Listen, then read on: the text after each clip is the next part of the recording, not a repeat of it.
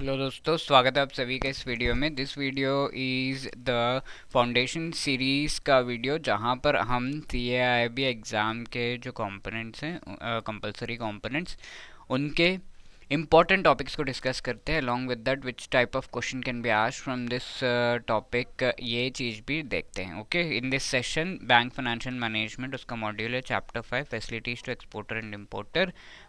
इस पर्टिकुलर जो चैप्टर है उसमें एक important topic that is export finance, उसके कुछ एस्पेक्ट्स को हम देखेंगे।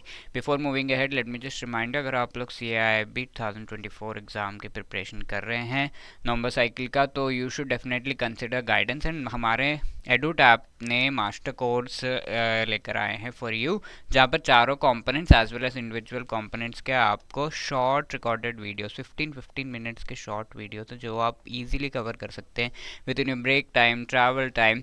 उनको वॉच करके आप कॉम्प्रहेंसिवली इस एग्ज़ाम की प्रिपरेशन कर सकते हैं। साथ के साथ आपको प्रोवाइड किया जा रहा है यहाँ पर जो नोट्स है as well as MCQs of each and every chapter, full length mock test, and before the exam live classes भी provide किए जा रहे हैं। all of these are provided, and also आपको डिस्काउंट भी दिया जा रहा है CAIIB 75 कोड यूज़ करके। you can get 75% of discount on the value of the course। Okay, तो उसका लिंक आपको डिस्क्रिप्शन में मिल जाएगा, so do avail that. Okay, export finance इस टॉपिक पर हम डिस्कस कर रहे हैं। फर्स्टली, एक्सपोर्ट फाइनेंस RBI के द्वारा 1967 में लाया गया था।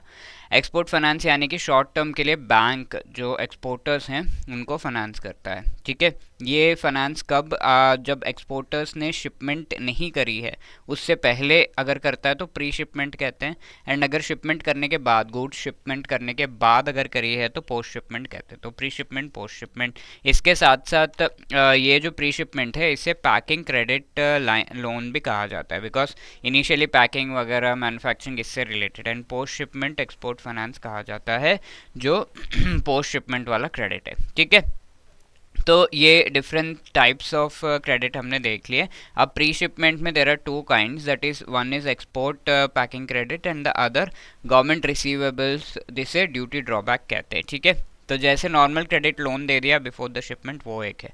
दूसरा है अगर गवर्नमेंट आगे जाकर आपको जो है पेमेंट करेगी, यानी कि आप 100 रुपीज़ का प्रोडक्शन करके उसे एक्सपोर्ट करने जा रहे हो, तो government will make payment over this 100 rupees, थोड़ा बहुत सब्सिडी वगैरह, but it has not made immediately. तो bank will help you with that, and जब गवर्नमेंट का पेमेंट आ जाएगा तो वो बैंक रिसीव कर लेगा। ठीक है, तो उस तरीके से पोस्ट शिपमेंट 5 टाइप्स हैं यहाँ पर डिफरेंट बिल्स के बेसिस पर। Export bill, purchase, discounted, negotiated.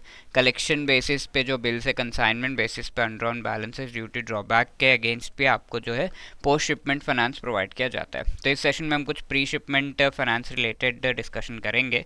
तो बैंक्स के क्या क्या responsibilities and what are the rules and regulations pre sanction, यानी कि सैंक्शन होने से पहले बैंक का कस्टमर बोरोवर है या नहीं ये चेक करना है, उसके पास IC नंबर है या नहीं, इंपोर्टर एक्सपोर्टर कोड नंबर, और बैंक जो कस्टमर है वो RBI के कॉशन लिस्ट में तो नहीं है। एक्सपोर्टर जो है RBI कॉशन लिस्ट बनाता है एंड EPDMS पे डाल देता है, तो वो caution list is these exporters are not that good. ठीक है, डिफ़ॉल्ट वगैरह करते हैं, तो इससे रिलेटेड एक जो है पहले वार्निंग मिल जाती है। तो कॉशन लिस्ट में नहीं होना चाहिए, वरना तो आपको नहीं मिलेगा पैसा।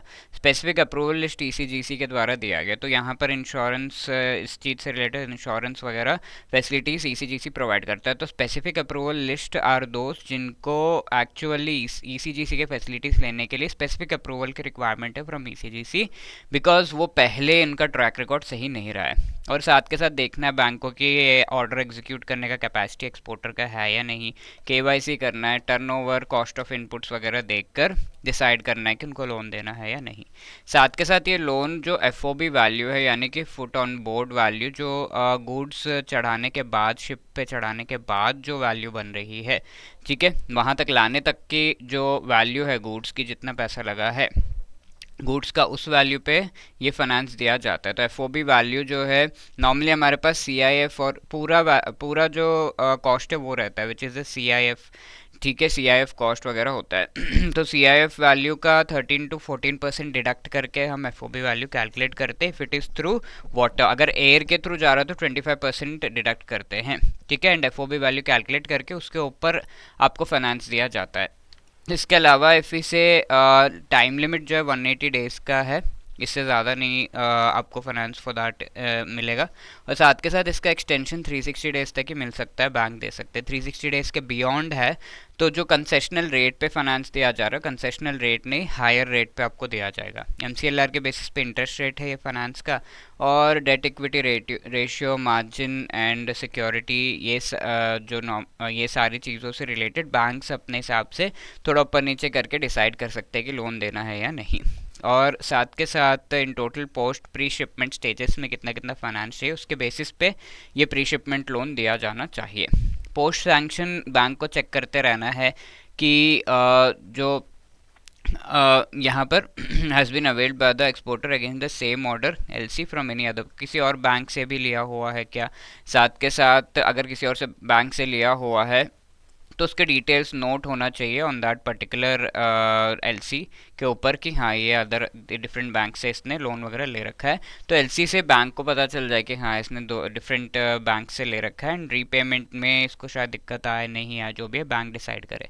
क्रेडिट रिपोर्ट वगैरह उसका देखते रहना है, स्टॉक स्टेटमेंट्स देखते रहना है। साथ के साथ क्रेडिट ओपनिंग बैंक जो है उस के साथ देखते रहना है, डिफरेंट बैंक्स के साथ कोऑर्डिनेट करते रहना है कि ये जो एक्सपोर्टर है ये सही से पेमेंट कर रहा है चीज़ों की या नहीं।